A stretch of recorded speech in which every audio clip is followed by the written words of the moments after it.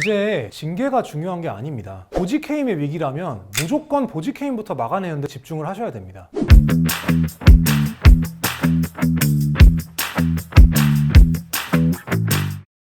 사실 여태까지는 보직해임이 떨어져도 불명예스럽긴 하지만 징계에 비하면 가벼운 처분이다, 좀 쉬다 오자 라고 받아들여지는 경우가 많았어요. 저도 제 의뢰인분들께 보직해임은 괜찮다, 일단 인사소청만 걸어두고 징계 방어에 집중하자 라고 말씀드린 적도 많고요. 그런데 올해부터는 다릅니다. 24년 5월부터 군인사법 시행령이 개정돼서 보직해임이 되면 급여 삭감을 하는데 70%를 깎아버리고 기약 없이 몇 달 이상을 대기해야 되는 겁니다. 그리고 이 70% 삭감을 막는 방법은 보직해임 처분 취소 소송을 제기하고 집행정지 결정을 받는 방법 외에는 없습니다. 먼저 조항을 좀 설명해 드릴게요. 중징계에 해당하는 사유거나 수사 중인 등의 상황에 3개월 이상 무보직이면 50%, 70%를 깎겠다고 나와 있죠. 그런데 가장 흔한 언어폭력이 기본으로 중징계에 해당하는 사유고, 인사권자가 본인 재량으로 대상자가 군인으로서 품위를 크게 손상했다고 판단하면 급여가 70% 삭감된다는 규정을 새로 만든 겁니다. 저도 여태 수많은 군형사 징계 사건을 방어해봤지만 지금까지는 보직해임 처분을 취소 소송까지 제기한 비율이 높지도 않고 소송 비용 때문에 권해드리지도 않았어요. 그런데 이제는 보직해임 심의가 징계위보다 더 중요하다고 생각을 하시고 심의 전부터 방어하려면 어떤 자료들이 필요한지 변호사 상담을 받으셔야 돼요. 그리고 의견서 제출과 보직해임 심의위 동석을 통해 조력을 받으셔서 보직해임 자체를 막고 소송까지 각오하셔야 되는 겁니다. 그런데 보직해임은 사실 지휘관과 인사 쪽에서 결론을 정해놓고 무조건 때리는 경우가 많아요. 무슨 수를 써도 보직해임을 막을 수 없다면 이 급여 삭감이라도 막는 방법이 있습니다. 행정소송 절차로 넘어가서 판사님의 집행정지 결정이라는 걸 받으면 되는데요. 일단 이걸로 급여를 정상적으로 받고 소송 기간 동안 재보직을 받아서 보직해임에서 해방되는 게 유일한 방법입니다. 이 부분은 조금 어렵기도 하고 보직해임 자체를 막아낼 수만 있다면 그게 제일 좋으니까요. 먼저 보직해임 심의를 어떻게 방어하셔야 되는지를 말씀드리고, 다음으로 보직해임을 받았다면 그걸 취소하는 절차와 방법을 말씀드리겠습니다.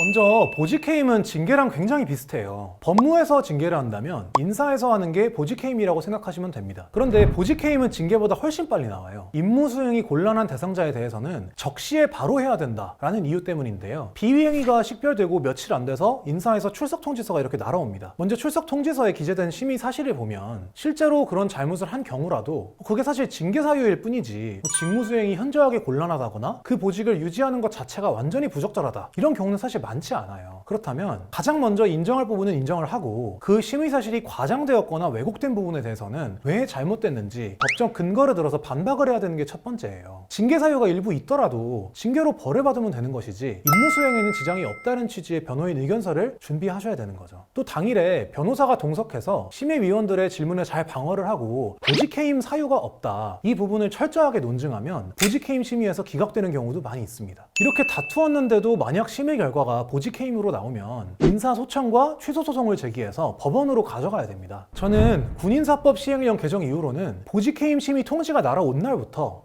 소송까지 가실 각오를 하시라 라고 말씀을 드립니다. 그 소송에서 이기기 위한 준비 절차로 보직해임 심의와 인사소청 심사에서 계속해서 방어 자료와 소송 기록을 구축해 나가시는 거죠. 최초 심의에서부터 계속 다투고 일관되게 부인했던 것들이 마지막에 법원으로 가면 인정될 수 있으니까요. 그 심의와 소청 심사가 기각됐다고 해서 헛수고가 되는 게 아니거든요. 징계 절차에서는 징계를 받으면 30일 이내에 항고를 해서 항고위에서 다시 심사를 하죠. 보직해임도 마찬가지입니다. 보직해임 처분을 받고 30일 이내에 인사소청을 하면 군 인사소청 심사위에서 다시 심사를 받습니다. 저희가 당연히 이 단계도 철저하게 준비를 하지만 필수적인 예비 단계여서 진행을 하는 것이지 여기서 처분이 바뀔 거라고 기대를 하지는 않아요. 상급 부대에서 재심사를 하더라도 여전히 군에서 하는 거다 보니까 결과가 바뀌기 쉽지 않거든요. 정말 이기려면 이 절차까지 마치고 다시 90일 이내에 법원으로 들고 가서 소송을 제기해야 되는 겁니다. 이 소송을 어려운 말로 징계나 보직해임을 대상으로 한 행정처분 취소소송이라고 부르는데요. 민간 행정법원의 판사님들은 징계권자의 재량도 물론 존중하시지만 군인이 아니시기 때문에 다른 한편으로 행정법상의 원칙들이 다 지켜졌는지 군에서 놓치기 쉬운 부분까지 다 살펴봐 주시거든요. 외부인의 시각에서 군에서 놓치기 쉬운 위법성까지 다 꼼꼼하게 검토해 주시니까 당연히 가능성이 군 내부에서보다 높아지는 거죠. 특히 이 행정법상의 원칙 중에 비례원칙이라는 게 있는데 당사자에게 불이익이 너무 크면 보면 다른 위법성이 없더라도 이 불이익이 너무 크다는 이유만으로 비례원칙 위반이라고 처분을 취소해 주시는 경우가 많아요. 보직해임의 불이익이 지금 굉장히 커졌으니까 비례원칙 위반에 해당하게 될 가능성이 굉장히 높겠죠. 그런데 소송에서 아무리 열심히 싸우더라도 제일 중요한 건 따로 있습니다. 바로 청구기간이라는 건데요. 징계된 보직해임이든 제가 말씀드린 30일과 90일을 지키지 않으면 아무리 억울해도 그 어떤 방법으로도 절대 다툴 수가 없어요. 보직해임은 이제 무조건 소송과 집행정지로 싸워야 되는 처분이 되어버려서 이제는 인사소청을 안 할 수가 없는데 이때 이 30일이라는 기간을 꼭 기억하셔야 된다는 거죠. 제가 실제로 수행했던 보직해임 처분 취소의 소장과 집행정지 신청서를 한번 보여드리겠습니다. 이 사건은 보직해임 심의 통지 시에 심의 사실을 아예 알려주질 않아서 당사자의 방어권이 침해되었다라는 주장과 함께 보직해임 사유의 부존재를 주장했던 사건인데요. 여기서도 제가 중요하게 본 부분이 집행정지였어요. 소재기와 동시에 이 보직해임 처분에 집행정지 신청을 하고 이게 받아들여지면 급여 삭감을 막을 수가 있기 때문이죠. 이 집행정지 결정은 회복하기 어려운 손해 그리고 긴급한 필요성이 있어야만 나오기 때문에 좀 까다롭기는 합니다. 그렇지만 신청서를 꼼꼼하게 잘 쓰면 이런 급여가 박탈되는 처분의 경우에는 잘 나오는 편입니다. 그러면 행정소송의 1심 판결 선고날까지 보직해임을 무효화할 수 있는데요. 그러다 보면 인사에서 재보직을 하여 줄 수도 있으니까 이 집행정지 결정을 위해서라도 무조건 인사소송과 취소소송을 청구기간을 지키셔서 제기를 하셔야 되는 겁니다.